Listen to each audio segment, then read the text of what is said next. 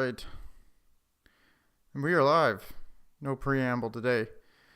So, today we're just doing some interesting history bites, looking at events from mostly around the 1800s that are not really known, or at least not well known, and have either like bizarre or funny bent to them. And so, Price, do you want to just kick us off with the first one? I'm not sure I would describe them as bizarre or funny, although bizarre possibly. But also Just have their dark side. yeah, more so interesting history that just people don't talk about. And you read about it and you're like, that's odd that I've never even heard of this. And it sounds like a rather big event. For instance, the first topic, which I have, is the West Virginia Coal Wars, which was the largest battle on American soil since the United States Civil War. And it was in 1921 that battle occurred. And I only heard about this about a month ago. And it's really the juxtaposition of how life used to be and what was in the realm of consideration for how to address the issues you're facing in your life in the 1920s versus, say, the 2020s. That has just changed so radically that it's hard to comprehend. So the origin of the West Virginia Coal Wars goes back to 1912, where unions started to try to move into West Virginia and unionize the coal mines. So in West Virginia before 1912 and after, really, because the unions weren't vastly successful, almost everyone lived in a company town, which meant that the company owned all the houses, all the stores, and the mayor was basically either bought and paid for or just installed by the company, such that any increase in wages had a commensurate increase in cost of living prices, so that the miners never had any significant amount of money to take home or spend elsewhere. If they even got paid, often they would just get paid in deductions from the credit that they owed the company. So they're pretty much treading water financially. It sounds exactly like the I think it was the finance minister for the UK. That's what he was thinking about doing with digital currency. Oh yeah, it sounds perfect. the company towns, they really wish they had digital currency, because then you could stop them from ever spending it anywhere else. So what happened when the unions came in is the coal companies, out of the kindness of their hearts, they were renting these houses to the coal miners and their families. And when they decided to unionize, well, they just had to get evicted from these houses.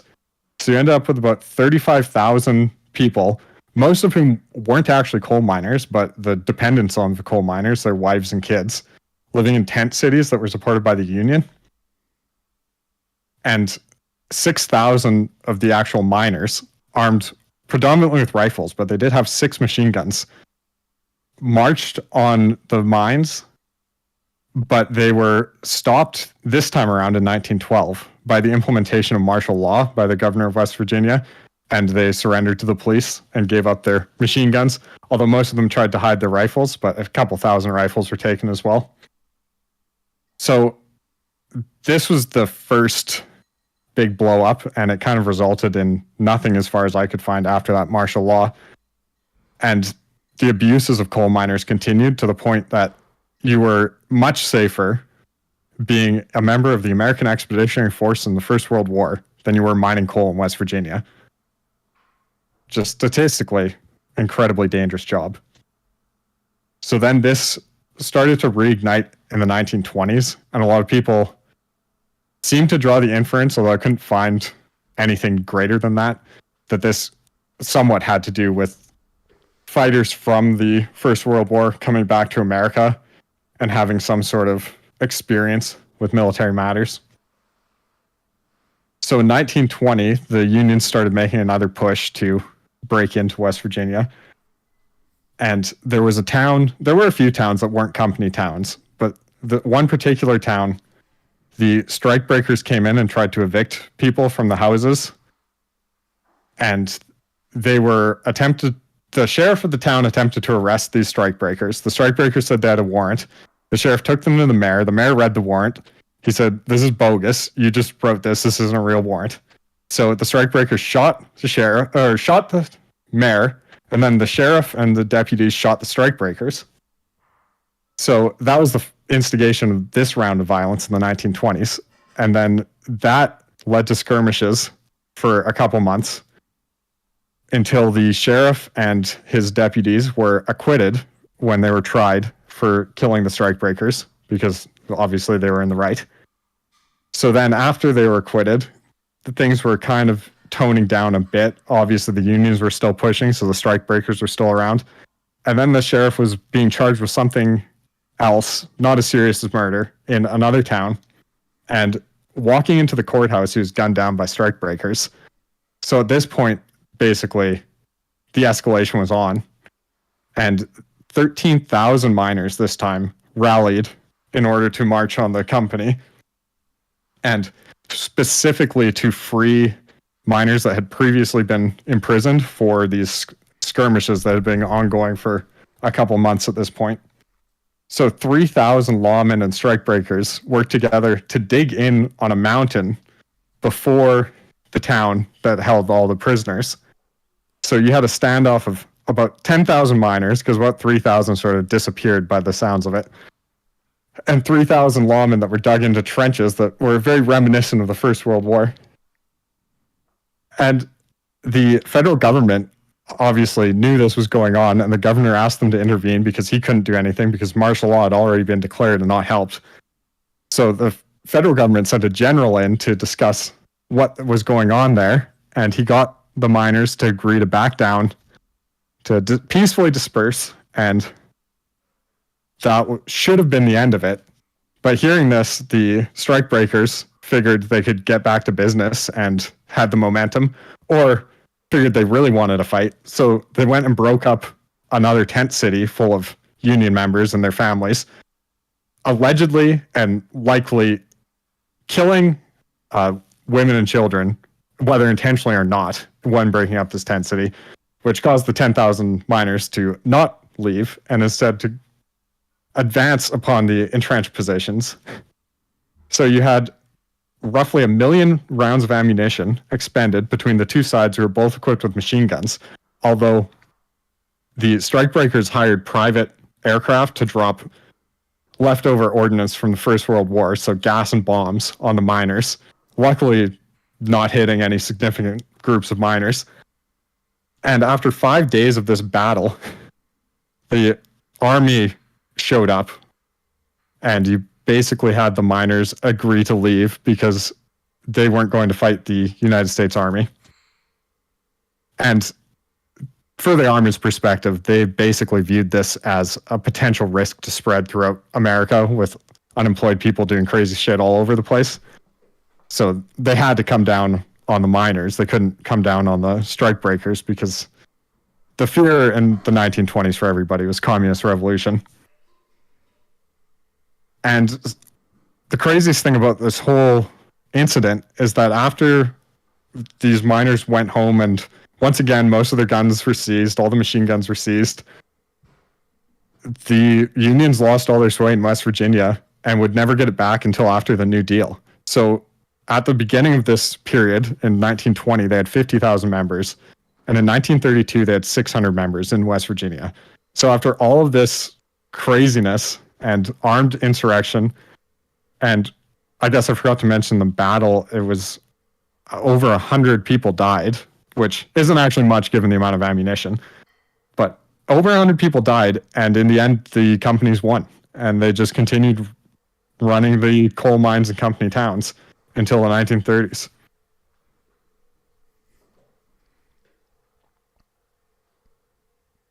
I think the craziest part is they were dropping friggin' ordnance from planes, like private planes. Bought their home. It seems to be a recurring theme in American law enforcement. I believe the last time they dropped a bomb from a plane was like in the 1980s on a, what was that group? The Black Panthers. There was a house of the Black Panthers, and they dropped a bomb on it from a plane in either the 70s or 80s, I believe. And it's like, it's just insanity.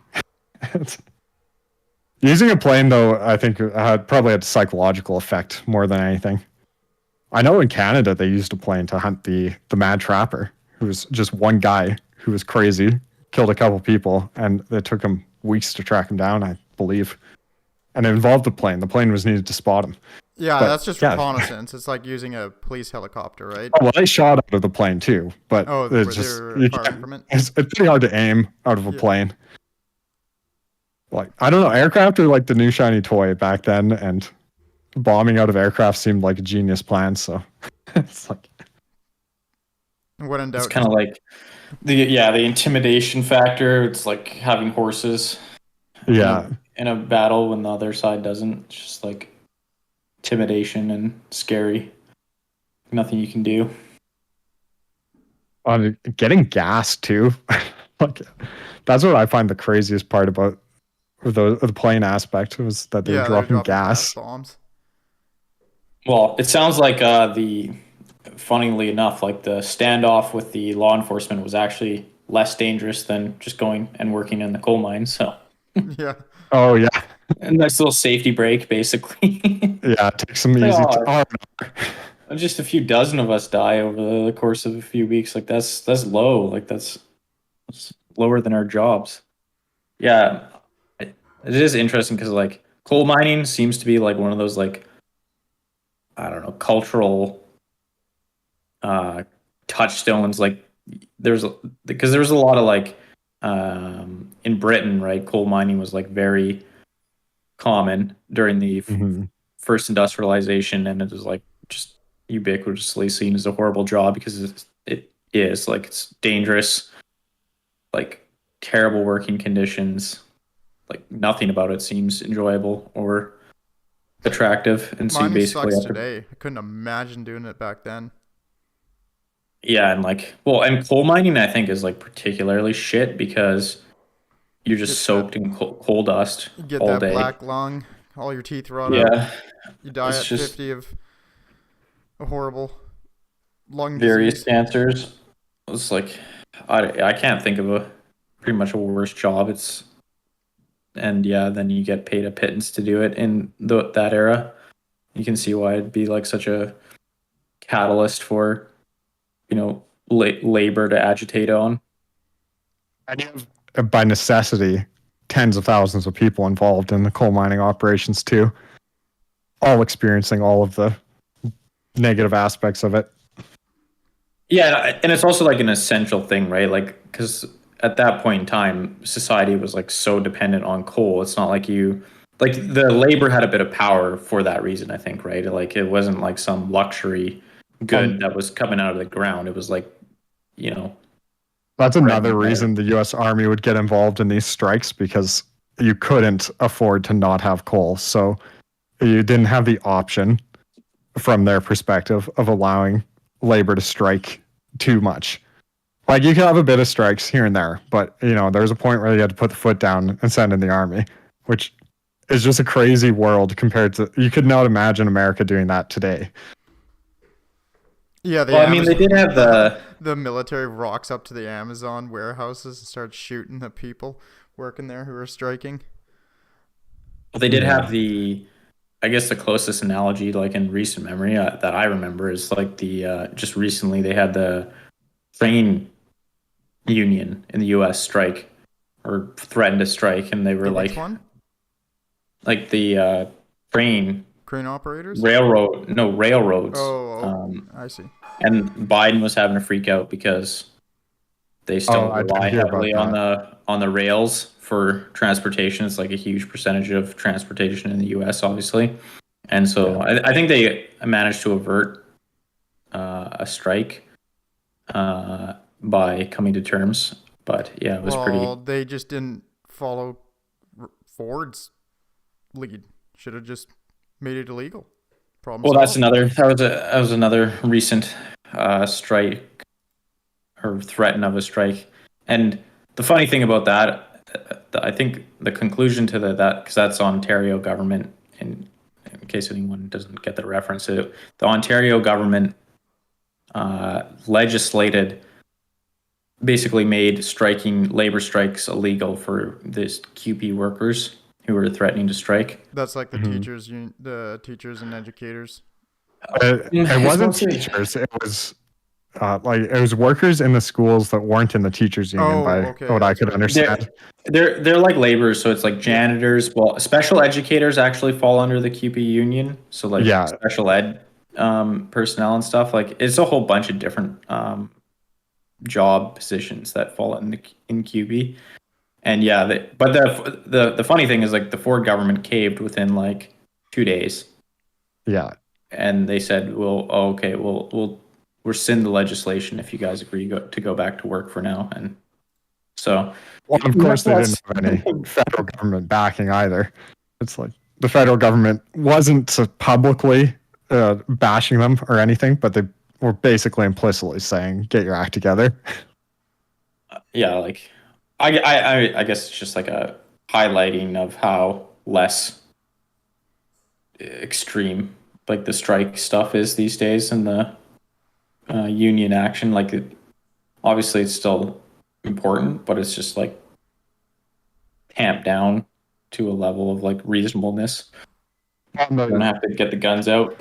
Stopping it out is also just so much less accepted, because at this point in time, there was this group of strikebreakers went around America working for the companies, being brutal, and the guys that actually created the group of strikebreakers basically it was a mercenary group, and they were the ones that were killed in this town. So that was one of the reasons that the strike was, or the action, I guess you can't really call it a strike once they start marching with rifles. But one of the reasons it got so much momentum is that like basically they made the strike breakers bleed. Like a lot of strikes in America were put down with no remorse, and lots of innocent people were killed in the basically evictions and massacres of these tent cities.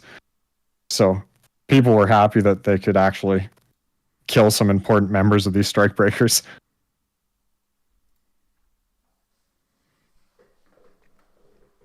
I feel like if the Russian Wagner group was in charge of shutting down coal mine strikes or something. Yeah, a lot less friendly than the Ford government, to say the least. I think that about sums that one up. Okay, I guess I'll do my first one. Mine's not that obscure.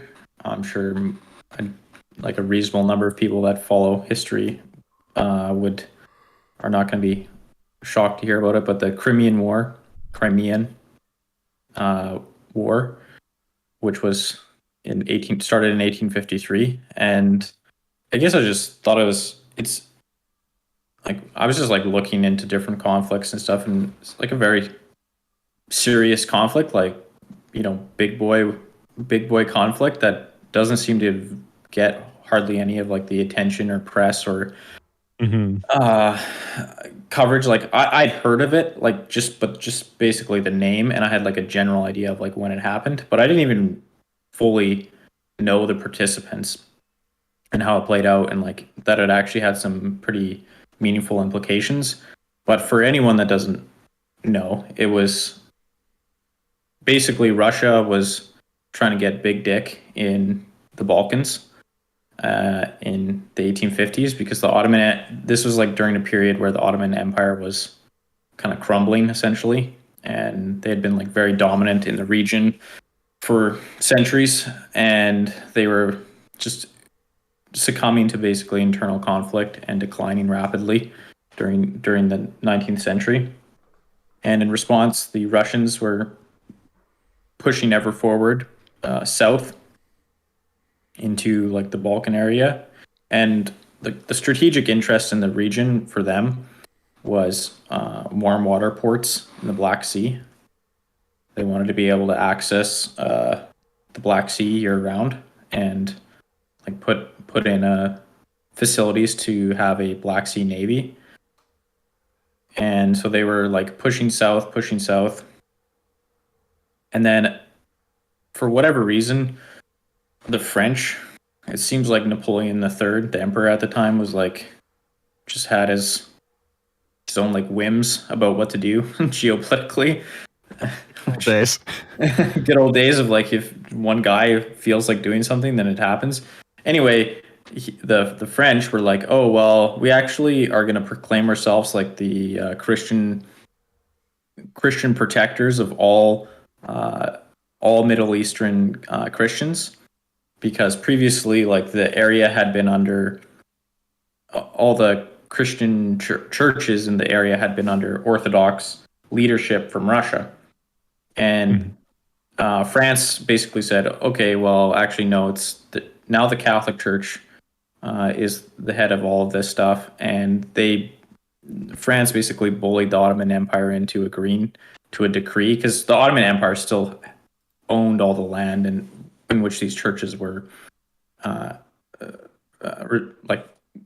were set up, so they had to agree to it. And then Russia got pissed off, and the Ottomans flip-flopped to Russia's side, and then France got pissed off and brought a battleship into the Black Sea, and then the Ottomans flip-flopped again. And it eventually escalated to the point where the Russians just started marching troops into the Balkans, into Ottoman territory.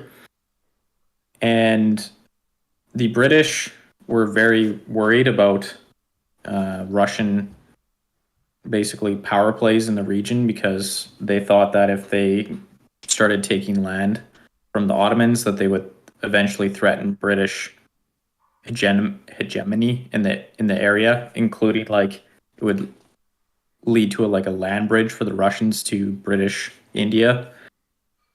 So the British and the French came together and basically gave an ultimatum to the Russians to tell them to pull out, or they would go to war with the Ottomans.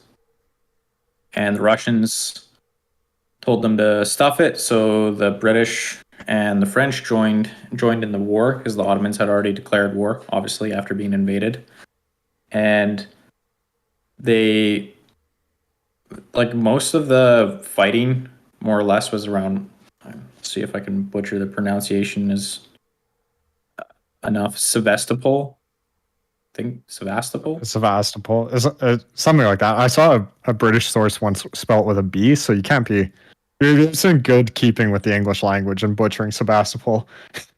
Anyway, there was skirmishes in, like, the Caucasus and even the Baltics and various other theaters, but those were, like, mostly minor fighting. Like, the big action was around Sevastopol. It was like the Russians had controlled the city and had dug in, and it was sieged for over a year. And this is actually this is one of the events from the war that some people that follow history might know is, like, the Charge of the Light Brigade.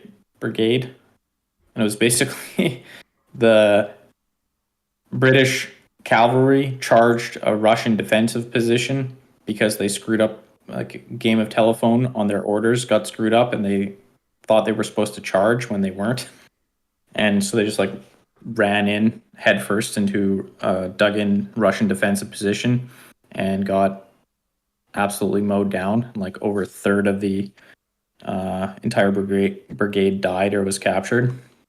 Honestly, when I looked into this again after you'd written that you were going to talk about it, because it's such an interesting point in history, and I was shocked that only 40% were wounded or killed or captured, because it's just amazing that, by all accounts, they were suicidally charging into a well-entrenched position, and roughly 60% of the soldiers made it back out of 666, to the point where the Russian Cossacks were initially so concerned about the suicidal cavalry charge that they started retreating before one of the commanders realized that it was just 666 cavalrymen, and they outnumbered them about 10-1.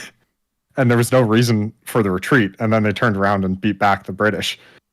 And the French comment was, "This is magnificent, but it's not war. It's just madness." Yeah, and I think you can blame, in part, the fact that it wasn't worse is basically because the Russian equipment was garbage. So And the Russian organization was horrible. Like, they began retreating in the face of it instead of pushing back initially, which they should have done. Like, they should have held in the first place. 170 years later, nothing's changed. Well, that's like part of the reason I obviously chose this event, is it's just an interesting parallel with, like, today, with similar strategic goals on the Russians' part, similar strategic goals on the I guess you call it West. allied alliance side. And anyway, the long and the short of it was the French and British eventually took Sevastopol, and then the Russians sued for peace because they were worried about losing even more. And the British and French were eager enough for peace anyway because especially the British public was sick of the war because of this was like the first war where there was like big war where there was photographs and telegram and stuff, and the British public was actually getting like an inclination of how brutal and wasteful it was, and just like people dying in far away from the homeland for seemingly no reason.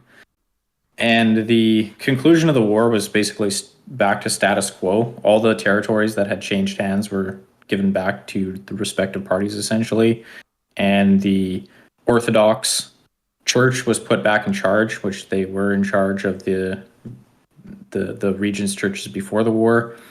And basically the only thing was that no power was allowed to have a military armed port in the Black Sea going forward, which was promptly violated by the Russians in just, I think, 1871, which was like 5 years after the conclusion of the war. So Sounds about right. and then by 1877, the Russians had re-invaded the Ottoman territory and taken a bunch of it, and also created basically puppet states in the Balkans. That so a lot of people were kind of. I think this is why the war doesn't get much coverage, because it depends where you look, what sources you look at, but there was about 200,000 casualties on the Alliance side and about 450,000 casualties on the Russian side. So like pretty brutal war by those measures. But I think it doesn't get much coverage because there wasn't like any like conclusive or big swings in like territory or land or alliances or anything. But it did set a lot of like the geopolitics of the region up for the next like century essentially. And a lot of the like it kind of started the ball rolling on the political upheaval in the Balkans, which eventually led to the Franz Ferdinand assassination and precipitated the First World War. And it was also like the first like large scale modern war, more or less, because it preceded the American Civil War. I think it's also worth pointing out it also was a large scale war in that sense when they still didn't really have much of an idea about medicine. So most of these casualties and deaths were being caused by disease and malnutrition and all these horrible, like if you're wounded, you just did not want to be wounded because you're likely going to be operated on by a doctor, just operate on a dead guy, transmitting whatever viruses and illness into you because they didn't understand proper sanitation. And prior to that, he had just cut somebody's hair. Yeah, like it was a very strange war because it was like, I think it was like the first, people think about like the First World War as like the war where like the old and the new came together, but it was definitely the Crimean War that was actually that, where you had crazy suicidal cavalry charges into like dug in infantry positions. You had telegrams and photographs and another example is like the Russians used the first ever explosive shells used in naval warfare and basically just completely obliterated the Ottomans' entire navy with explosive shells because they're wooden ships. It was like that's like the end of the wooden ship era basically was this war, because like what can you do with a wooden ship against explosive shells? It's completely gone, like non-starter. So it was like a very, I guess, like pressing war for a lot of like of the technology and warfare changes to come. And I believe geopolitically, I could be wrong about this, but this would be a large touchstone for the Russians of sort of the West impeding their progress and their destiny of like uniting the Slavic peoples and Orthodox faith. Yeah, there was a bit about that. Like definitely there was like notes between the Tsar and what's the famous writer Podkin or whatever his name is, the Russian poet. And yeah, Okay. essentially there was a gist of that where basically, because this was during like the concert of Europe, where all the great powers were trying to like maneuver geopolitically so that no one power got the upper hand, like the Napoleonic, like in the Napoleonic era, where France trounced the continent. So there was a lot of like scheming and alliance making and wars, basically trying to keep the balance. And that's what this was in large part. Was the French and the British were worried that if they just let it go, the Russians would get too powerful in the region and become like the too dominant in the European theater. And yeah, there was a lot of like butthurt from the Russians of basically like, oh, when we do, when we invade a region, all of a sudden it's a problem. Whereas, the British can, mop up all of India and no one says anything. And the French can take, chunks of land in Indochina or whatever, and nobody cares. So that, yeah, there was definitely a lot of resentment generated from this war in Russia over like how the Western European powers treated them, and they saw it like as a betrayal or a slight against them, that they would be stopped by the Western powers when they were just trying to like do what every other European power was doing at the time. Well, and they had quite a clear vision that uniting the Slavic people was their destiny under one country. So they would have thought themselves much more justified than, say, Britain and India or France and Indochina, because they were actually attempting to liberate these fellow Slavs from under the yoke of Ottoman rule. Yeah, and it wasn't just Slavs. It was also like the Orthodox Christian angle too. Like the Tsar cared a lot about like, because in the Ottoman Empire, Christians were second-class citizens illegally, and they were like forced to pay a specific specific tax and all this stuff. And it definitely like stuck in the Tsar's craw that the mistreatment of his fellow Orthodox Christians and the fact that he couldn't, keep them protected or whatever, and he wanted it was definitely a concern of the Russians of like liberating Christians as well. Mm-hmm.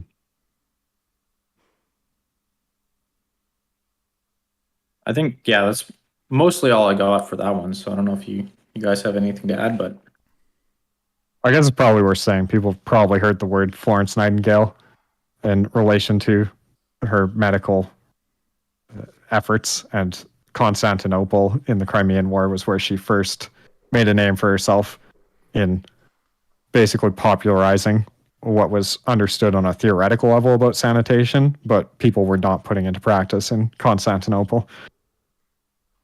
So afterwards, she came back and basically instituted professional nursing in Britain and was very influential in nursing in the modern world.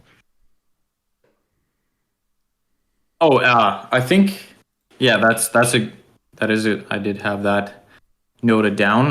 The other interesting character that was involved in the Crimean War was Tolstoy, and apparently, this is just what I saw a few sources say, was that it influenced his, obviously his like his writing a lot, and part of the reason he wrote War and Peace was his experience as a fighting in the Russian army during the Crimean War.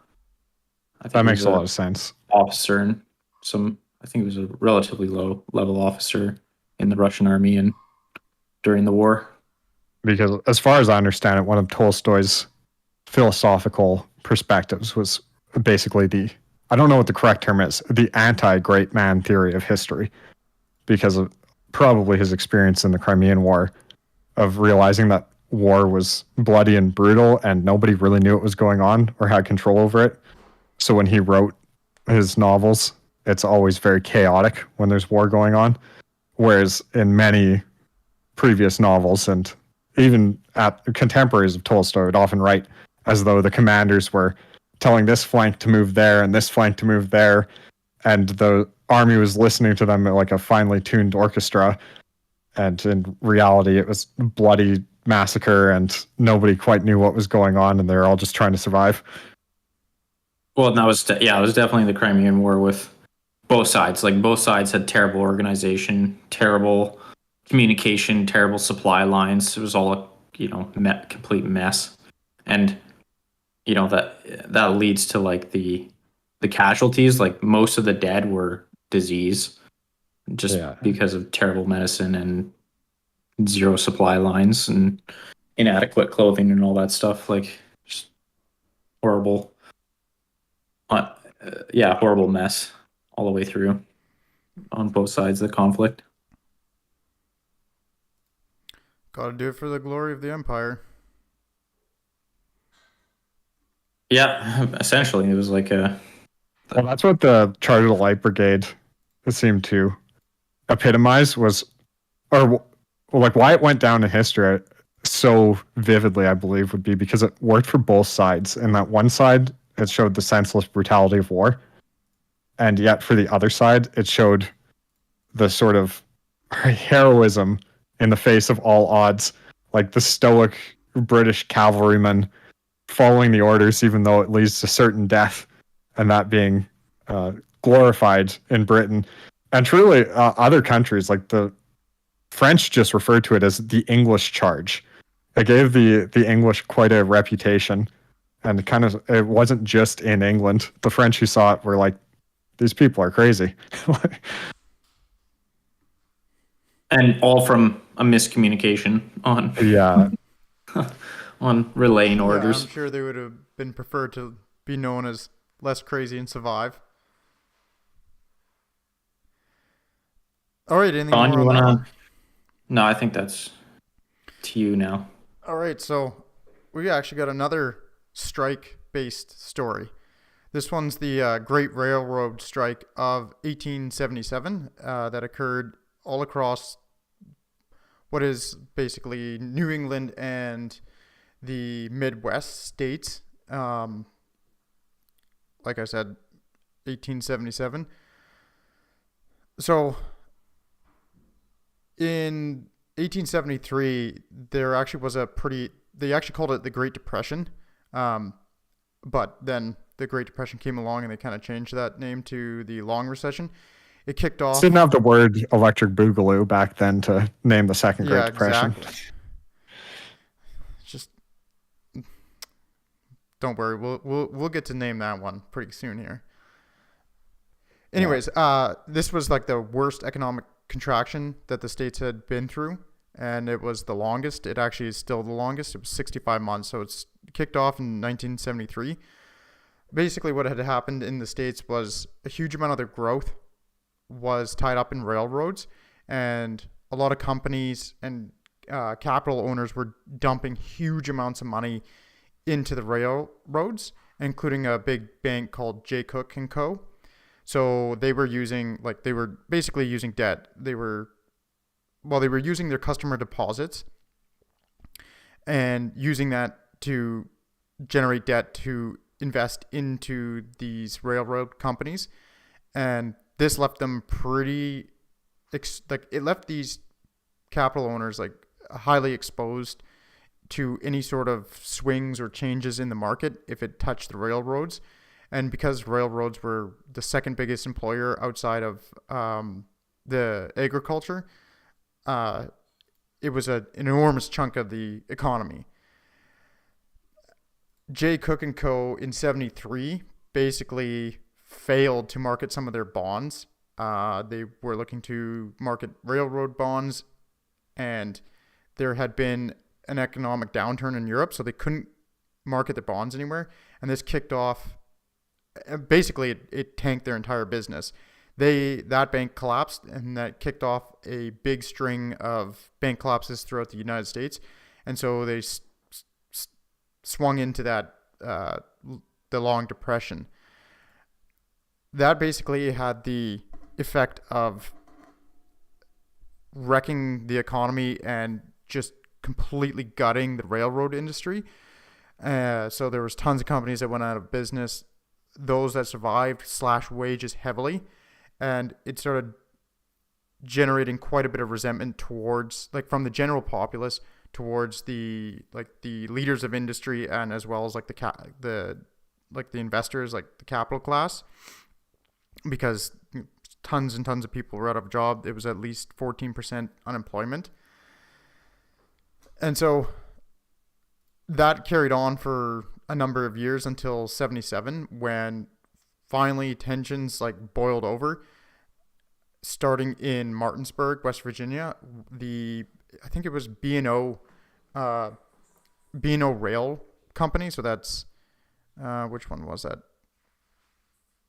It's Baltimore and Ohio, I think, rail company slashed wages for the third time within a year.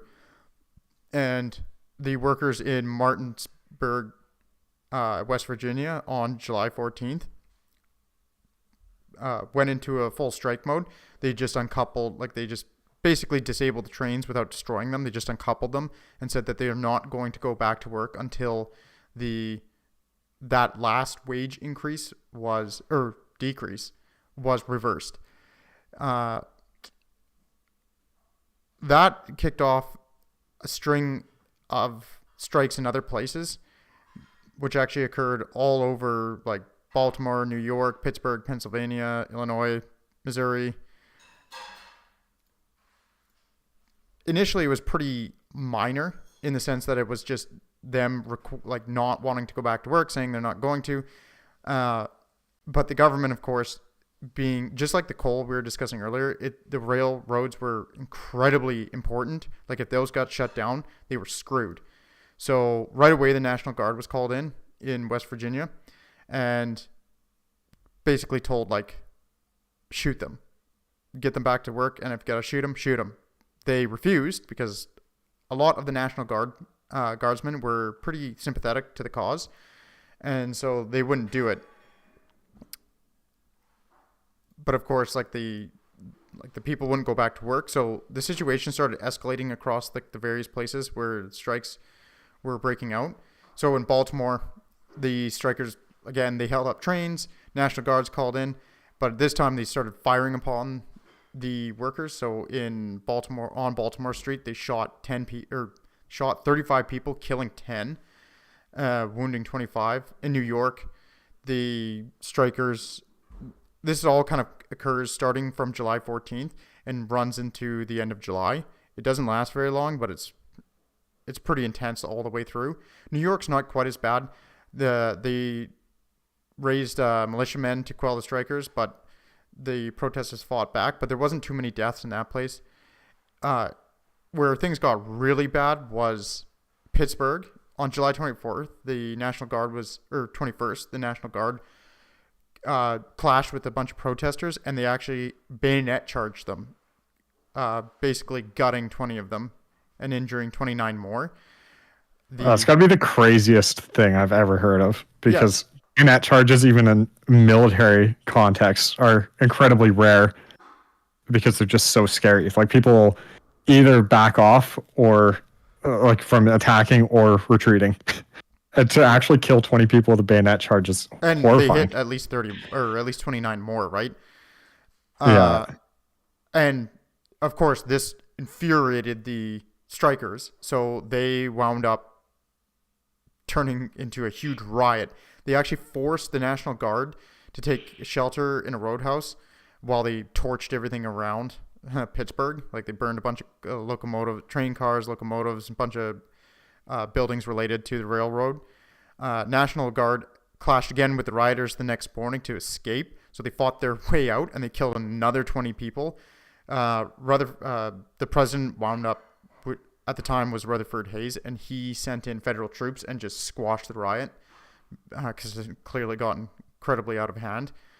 Pennsylvania had actually quite a bit of violence as well. In Philadelphia, Reading, Shamokin, and Scranton, anywhere from like 10 to 20 people were killed in each of these cities, like through National Guards and the strikers clashing.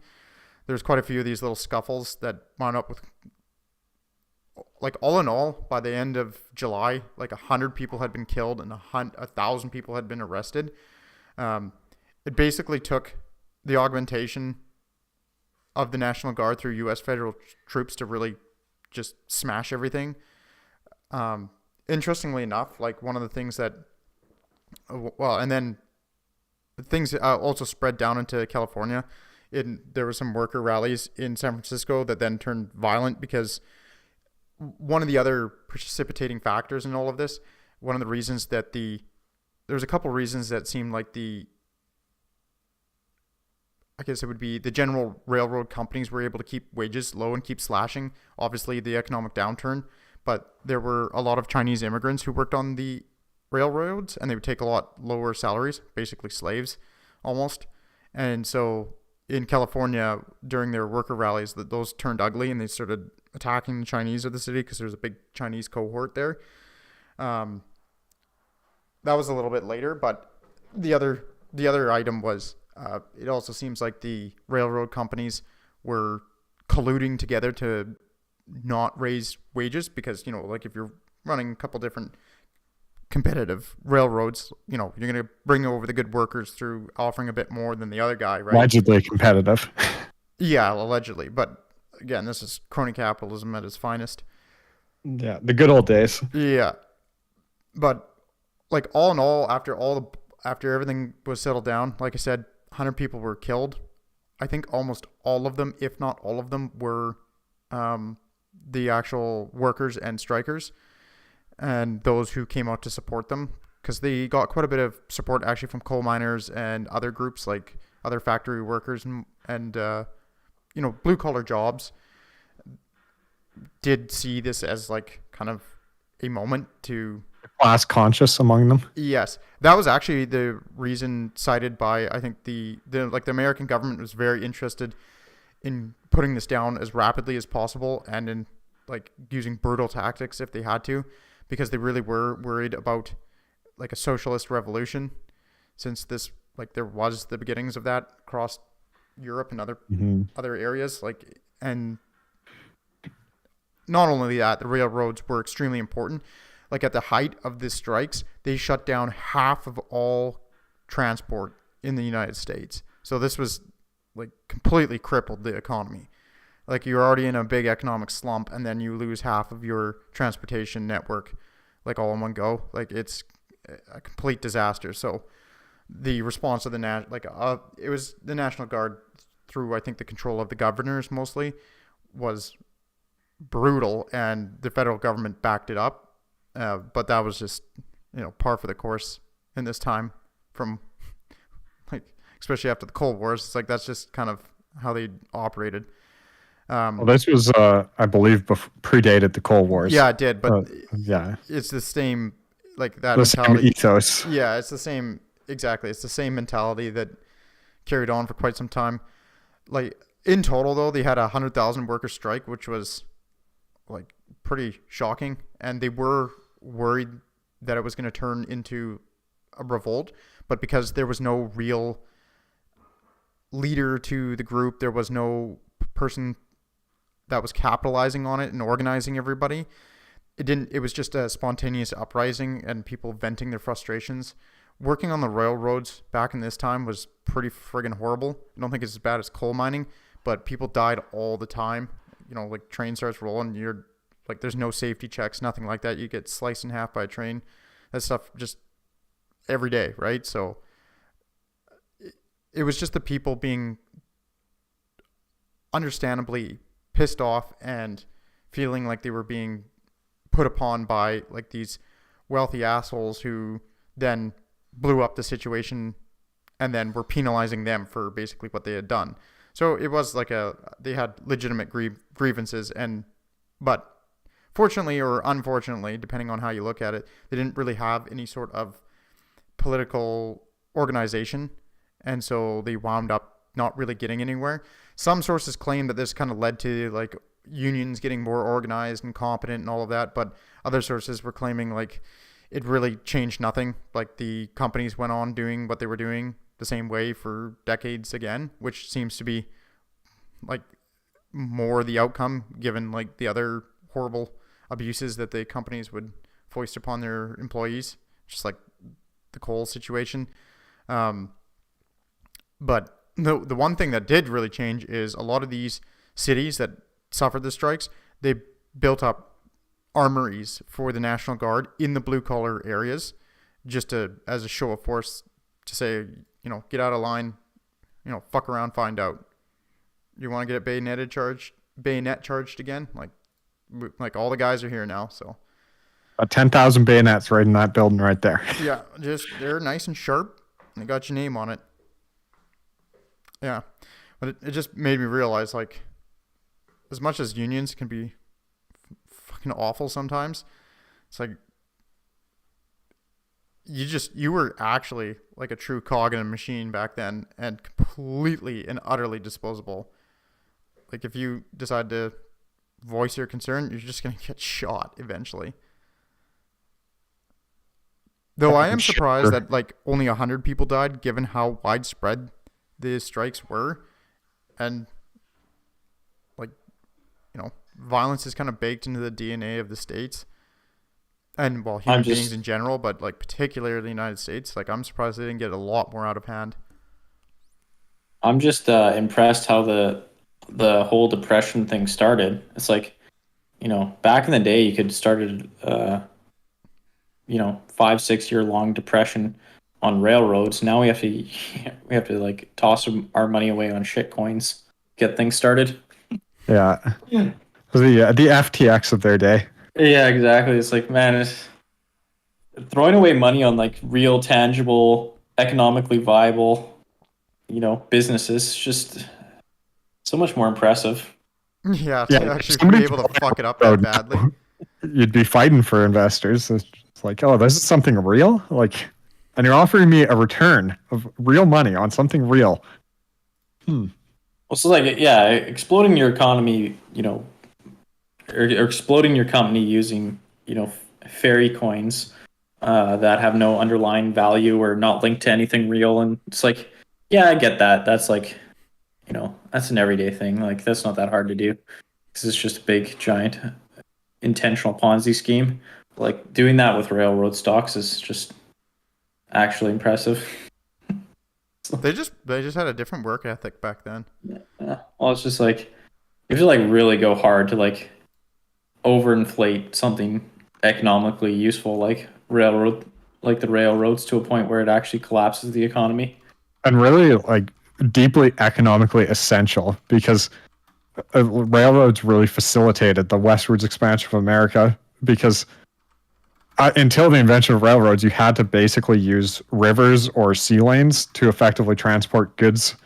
And with railroads, you could go much further inland, and that allowed for distribution of labor. So you could have your farming inland and your manufacturing on the coast. And if those break down, then you've all of a sudden wrecked your whole economy. And you could still somehow find a way to go tits up on that investment.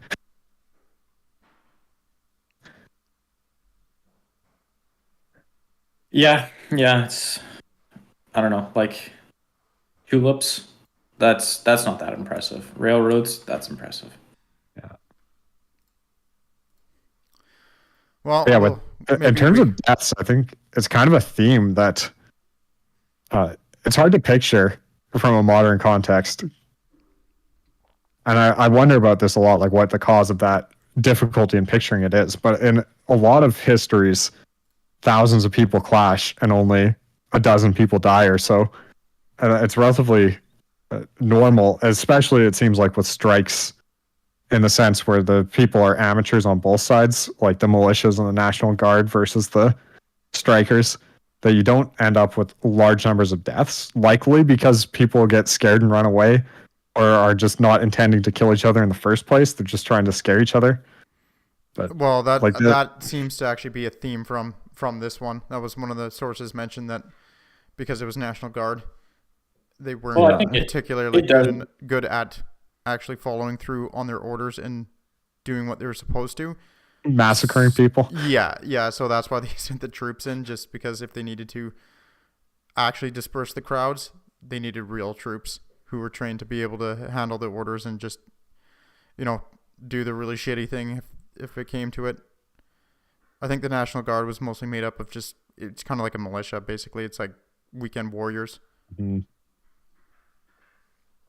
Well, I think it's just natural human nature to go into self-preservation mode in like Just run. situations like that, and just like, like people are like, the default setting is to like chicken out and not do anything violent, and It's the safest option. Yeah. Well, but I think it's like it's actually like the crowd mob mentality that like explains like why anyone dies instead of zero. You know what I mean? Like, Mm-hmm.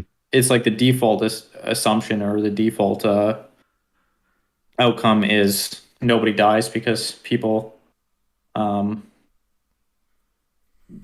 like go into full self-preservation mode in situations where there's danger, and it takes a lot of like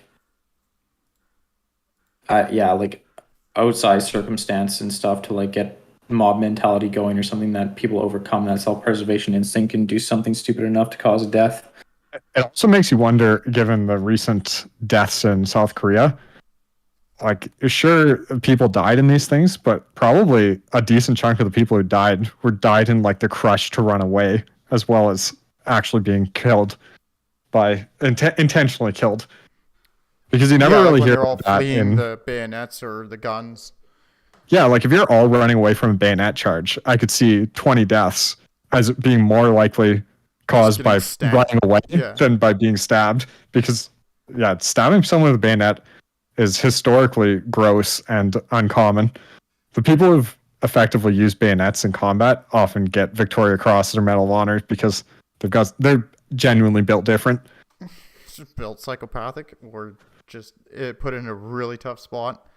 There's a Canadian I do this or I die. Okay, I'm going to do this. Yeah, there's a Canadian guy who was a bayonet instructor in the First World War. He got a Victoria Cross because he jumped into a bunker with 30 Germans, bayoneted 6 of them, and the other 24 surrendered. Just one guy's like, you just shoot him. He's a bayonet. That's it. Yeah, people are scared. He jumped into a bunker, so I mean, it's likely that not all of them had guns that were ready to go, or they were too tight. Like, who knows about? I mean, wars are also crazy things, but I think it was documented that came out of that bunker with 24 prisoners. It's like probably they all just didn't even want to be there, just poor conscripts. Yeah, they're just like, oh, thank God, it's just a way out, and he didn't stab me, so I'm just taking this one out. Yeah. Easy out. I'm gonna go sit in a POW camp for a bit, and then hopefully I won't be killed when I get home. Oh, so is that the tail end for that topic? Yeah, I think that should do her. We're already at an hour, and it's gonna turn into 2 otherwise. So I think we could maybe save the other one that we each have for the next installment. Sure. All right. Sounds good to me. Well, any other comments in all of this? I think that's about it. I got one.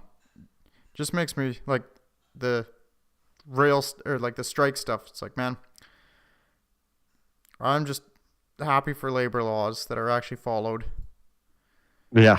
Like, thank God for these people are willing to die for. Yeah, it's like, man, like they didn't win in their time or in the immediate future or in the medium future, but 70 or 80 years later, the fact that people are willing to die for these ideas still mattered. Yeah, it actually it really, like, doing the research on like the railroad strike really did make me appreciate labor laws and how far we've come. Because it's like, man, I can't imagine.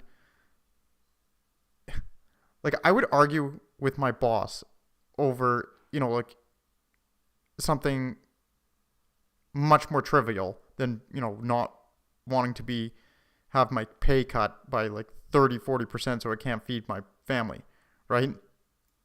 And Yeah. the consequence of that is maybe you get shot. It's like now it's like, yeah, I'm gonna go to war with my employer over, like if they slash our Christmas bonus. Like, I'm gonna get into a big argument with them over something like that. Obviously be in a respectful manner, but that's the point. It's like I can do it in a respectful manner instead of like a duel or something. Like, what a time to be alive. What a fucking horrible time to be alive. Or it's the good old days. I don't know. Depends on. Why not both? Yeah. Yeah, and that was the other thing that I kind of thought about, like, doing this research is, like, some of it is, like, man, I wish I could do some of this shit. But then I'd also have to take being stabbed with a bayonet over my wages getting slashed. I think you could just say life was a lot more raw back then. Yeah. Oh, yeah. That's a good way of putting it. For better and for worse. Yeah. Yeah. All right. That's all I had. Thanks for listening. Peace. Peace. Peace.